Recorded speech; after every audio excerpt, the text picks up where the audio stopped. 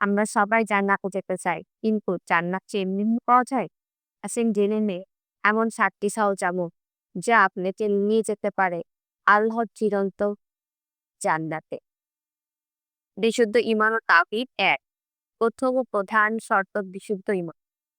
লা ইলাহা ইল্লাল্লাহ এই শব্দটি জান্নাতের চাবি। শিরক থেকে বাঁচিন আল্লাহর উপর নির্ভর করে। ২. ৫ ওয়াক্ত নামাজ। নামাজ ইসলামী নীতি। যারা নামাজ কায়েম করে তাদের জন্য জান্নাতের ওয়াদা রয়েছে। নামাজ শুধু দায়িত্ব নয়, এটা আল্লাহর সাথে সংযোগ। ৩. জাকাত ও দান। দরিদ্রের হক আদায় করা।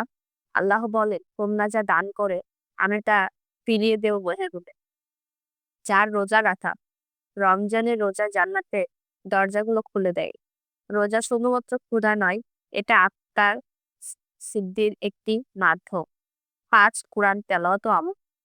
এই কিতাব আমাদের পথ প্রদর্শক। প্রতিদিন কিছু সময় কোরআনে চলে রাখুন, গুছিয়ে পড়ে জীবনে বাস্তবায়ন করে। পিতামাতার খেদমত করা। ৬. তাদের খুশি রাখুন। এক সাহাবীকে রাসূল সাল্লাল্লাহু আলাইহি সাল্লাম বলে, পিতামাতা জীবিত থাকলে জান্নাত পেতে দ্বার উন্মুক্ত। সৎ চরিত্র ক্ষমা। ৭. নবীজি বলেন, যার চরিত্র উত্তম তার স্থান জান্নাতের উচ্চ স্তরে। ইনশাআল্লাহ ক্ষমা করুন, ভালোবাসা ছড়ান। জান্নাত কোনো কল্পনা না, এটা চিরন্তন সত্য। একটু সচেতনতায় কিছু ছোট আমলই হতে পারে আমাদের ইলেকট্রিক চক।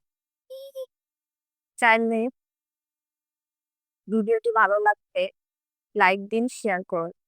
আর এমন ইসলামিক ভিডিও পেতে সাবস্ক্রাইব করুন। ইনশাআল্লাহ।